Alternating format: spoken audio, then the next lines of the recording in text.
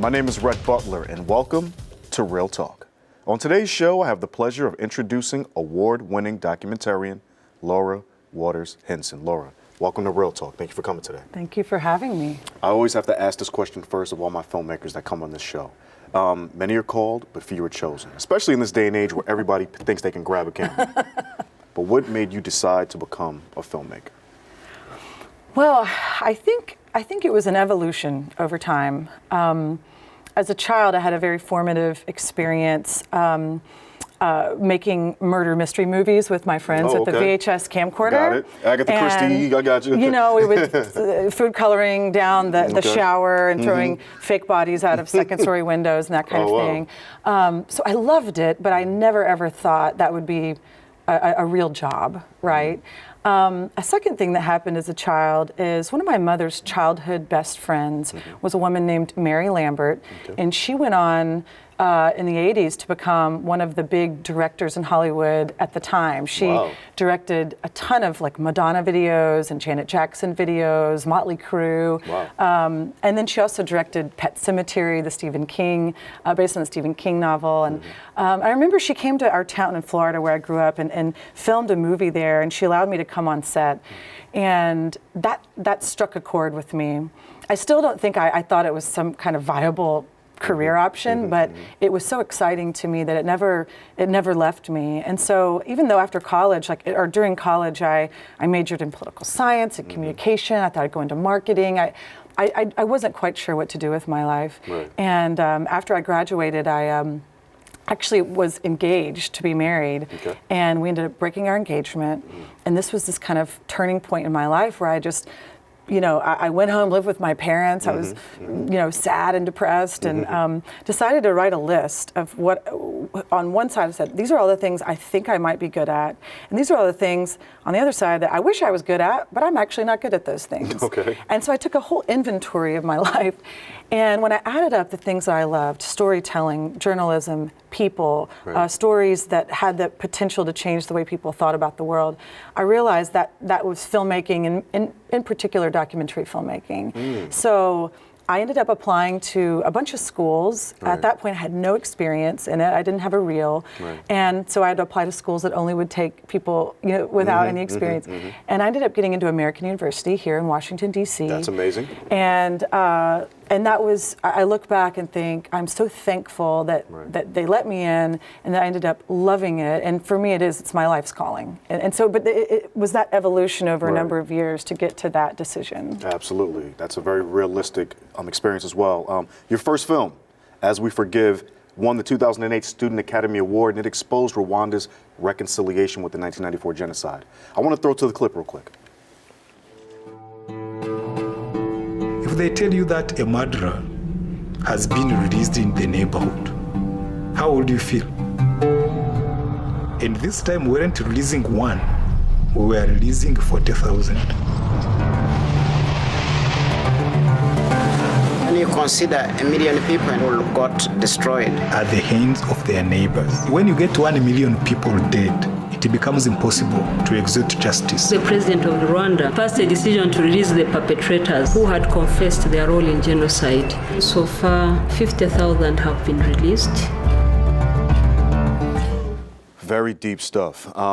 Tell me a little bit about your time filming in Rwanda, and in particular, I know you had the rare experience of interviewing President Paul Kagame.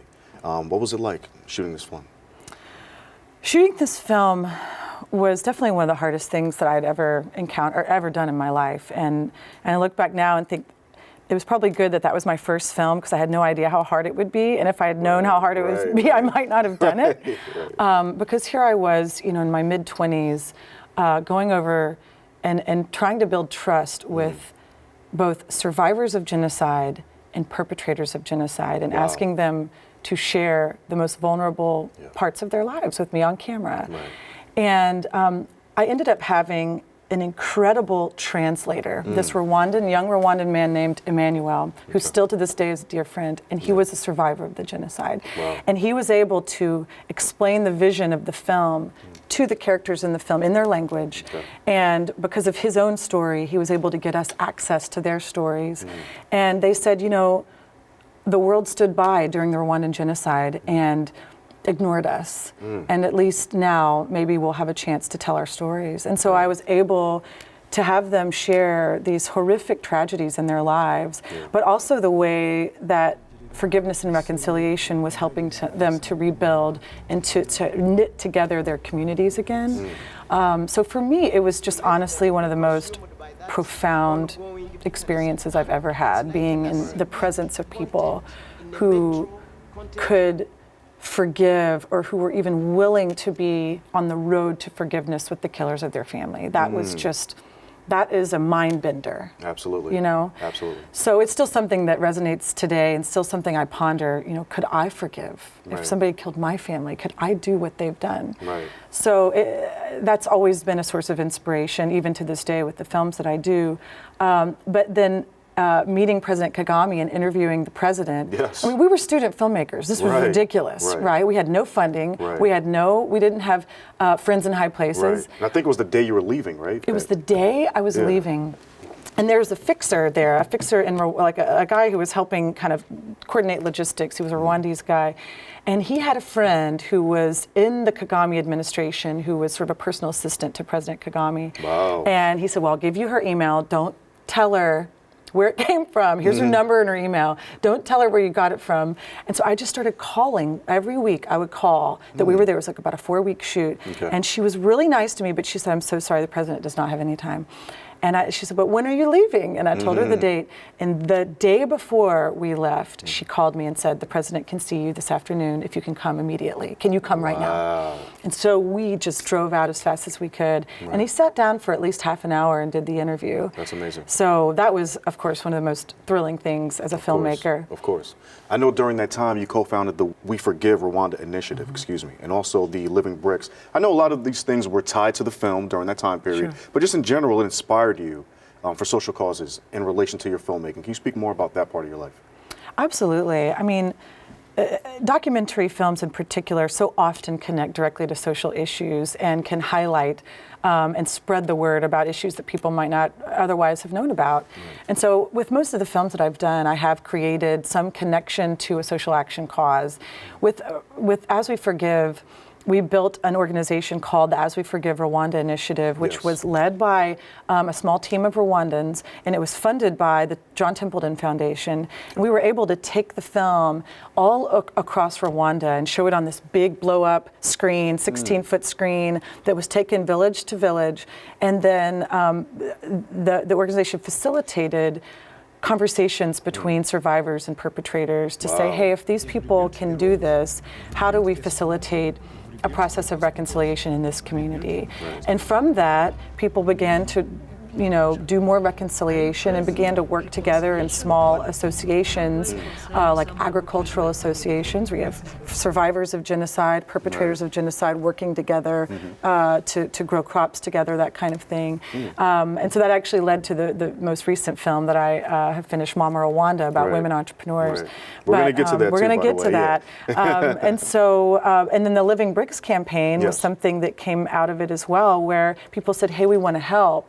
And so we said, well, why don't you help fund the materials to help contrite genocide perpetrators build homes for the people whose families they killed. So many of these people didn't just lose family members, but they lost their properties, their fields, they lost their cattle, they lost everything. And so we were able to build a number of homes that perpetrators built for survivors. That's amazing. And obviously a great way to heal or get towards a process of healing. I want to talk about another film you directed, Many Beautiful Things. We're going to switch up a bit. It's about artistic savant Lillias Trotter. Let's throw to the clip.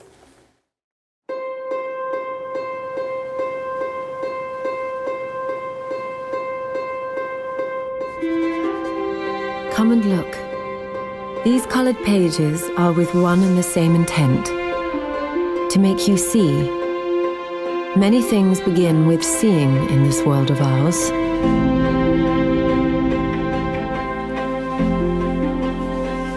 Lillias Trotter clearly had this great spirit of perceiving a beauty in a way that was extraordinary. Shot so beautifully too, by the way. Tell me a little bit about this film and Lillias Trotter, who had an extraordinary life and made extraordinary decisions in Victorian England.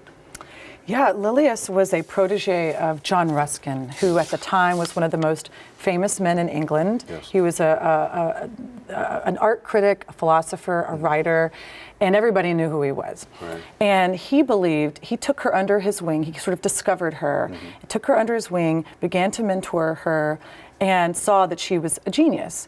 And he, as he began to mentor her over the years, he became frustrated because her heart began to be torn between the art world and the world of helping women and children, and in particular sort of mission work in London. Wow. And like she began working with the early YWCA, helping prostitutes at Victoria Station. And Ruskin finally gave her an ultimatum and just said, if you want to be a painter, a famous artist, I can launch you onto the world stage, but you have to abandon everything else to your art. And this put her in a bind. Right. And she had to make the sort of decision of her life of which path to follow.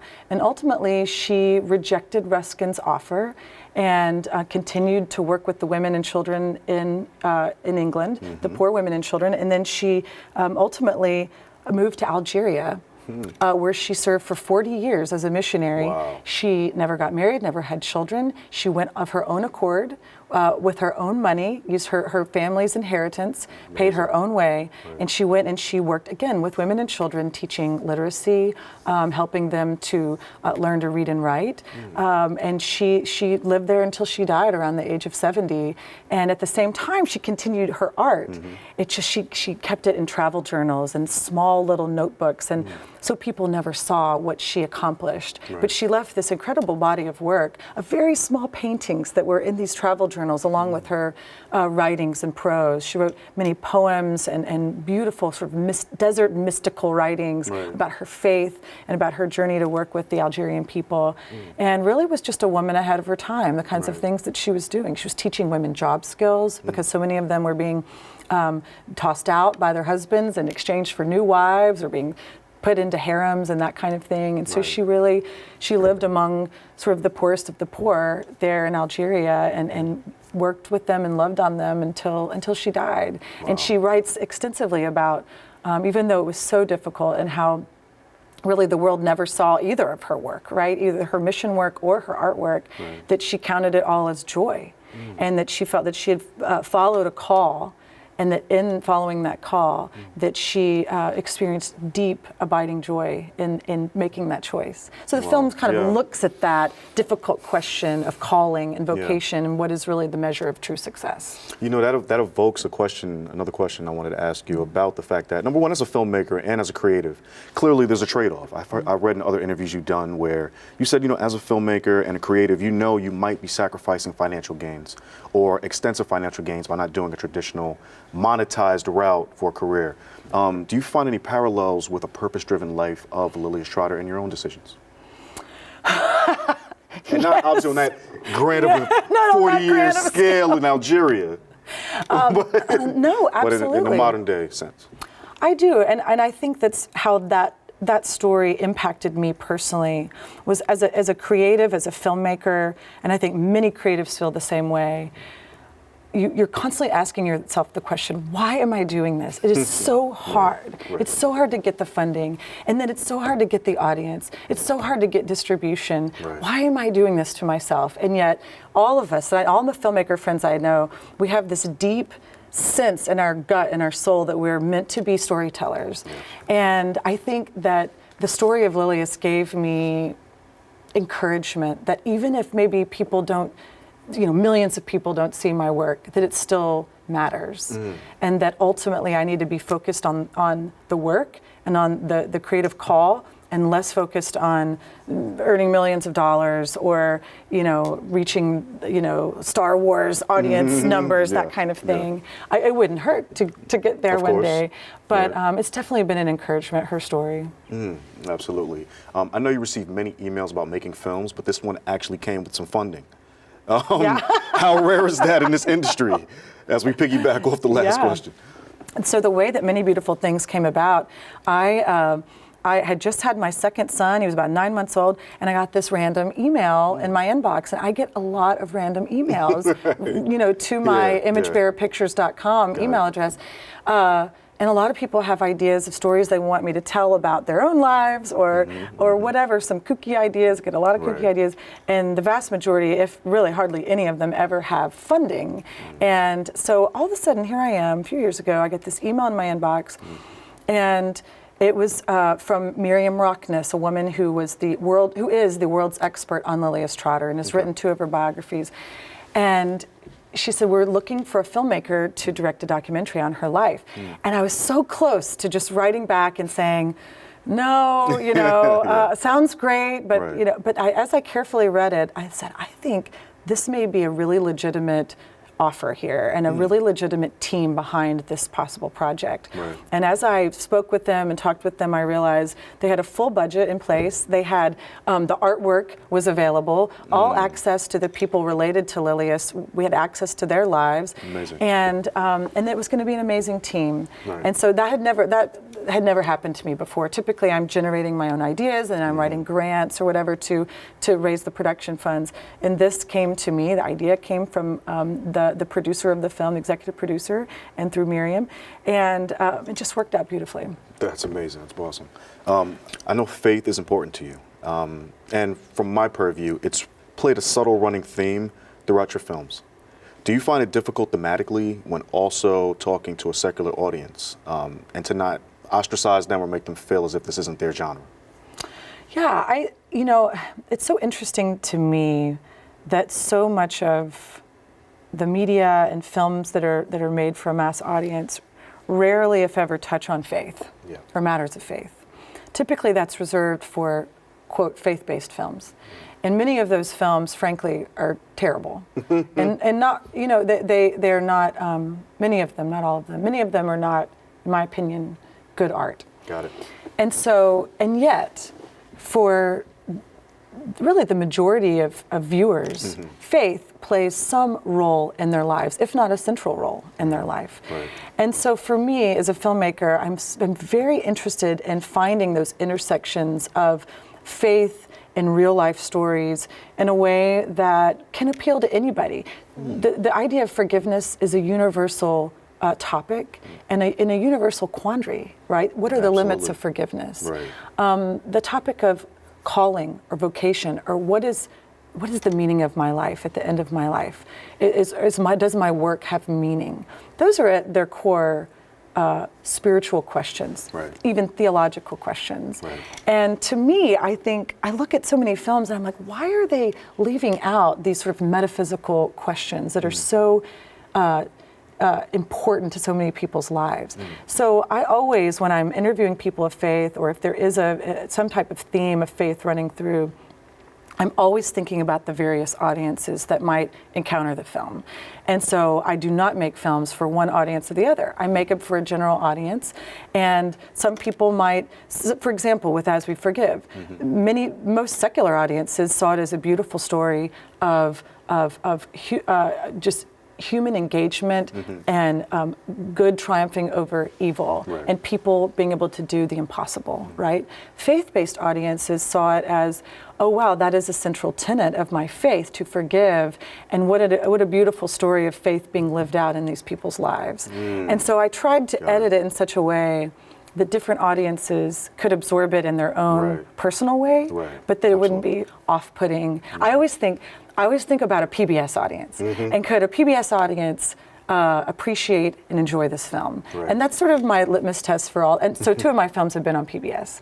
And so I'm always thinking, how do I reach that kind of thinking, thoughtful audience who may or may not be religious? No, absolutely. And I'm sure it's mastering the art of the nuance. In many that is respects. Exactly right. It is mastering the art of the nuance. Absolutely. I want to go back to Africa. Mama Rwanda takes us back to Rwanda and the economic impact of women entrepreneurs. Let's take a look at the clip.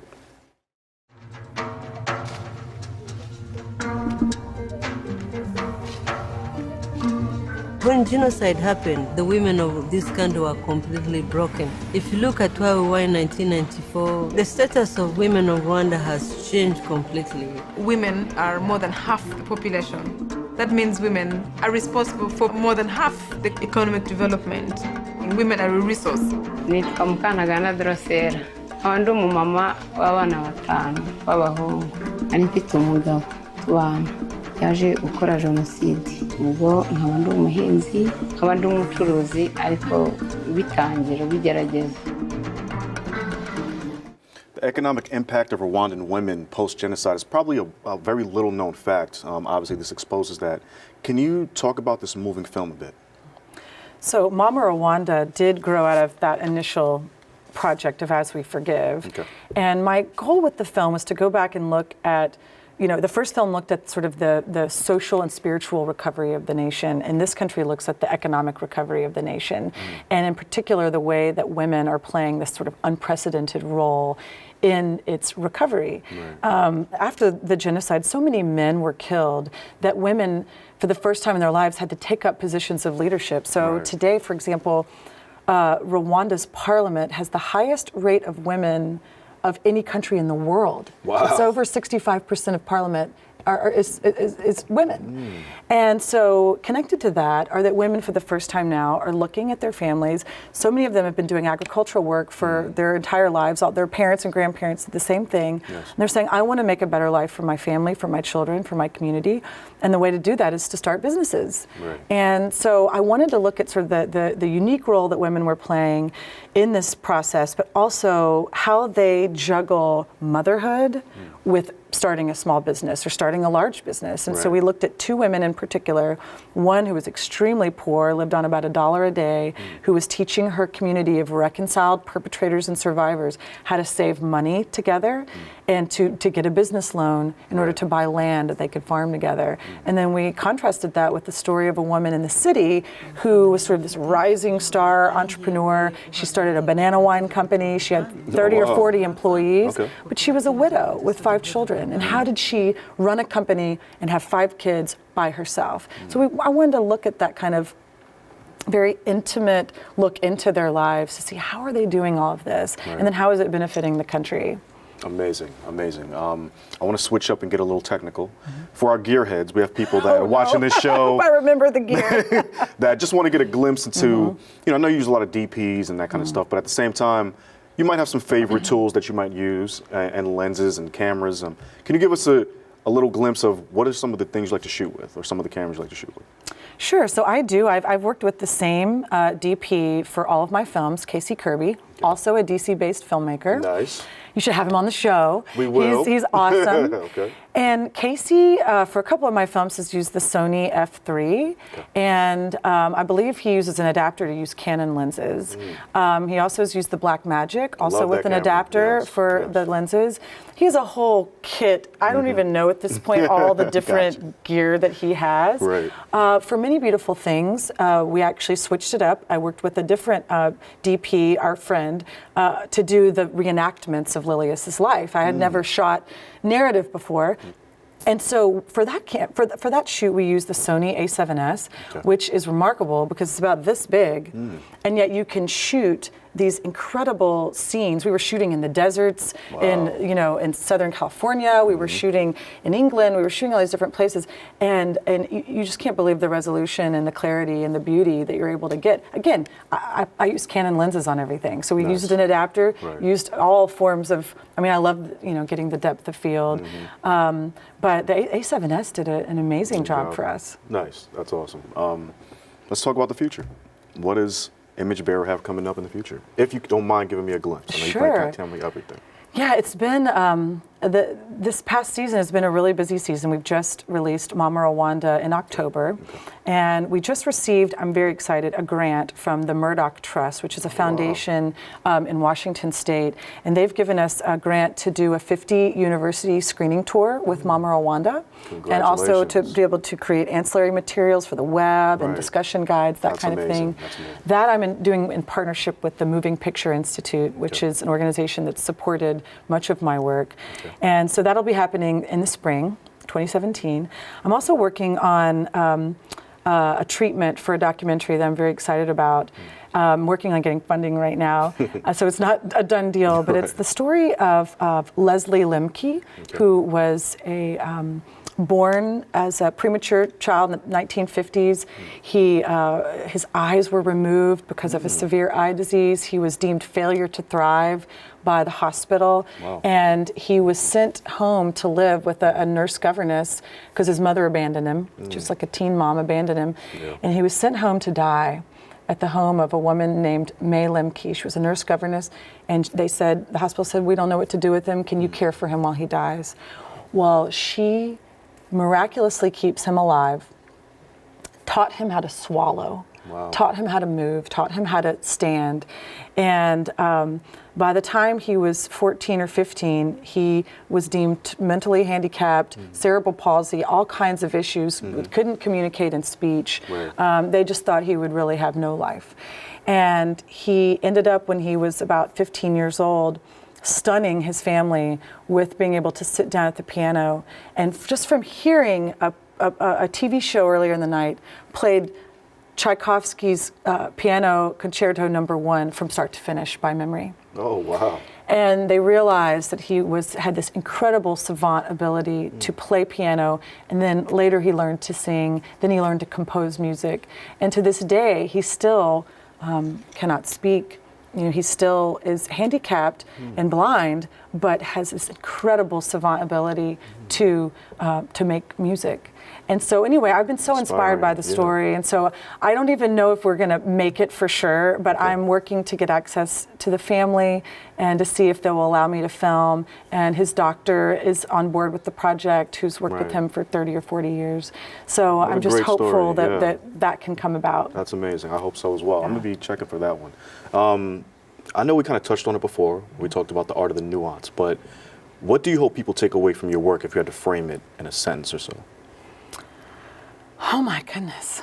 I think I always hope that people go away from my work, walk away from watching one of my films, examining their own lives and taking something from the story that could impact them.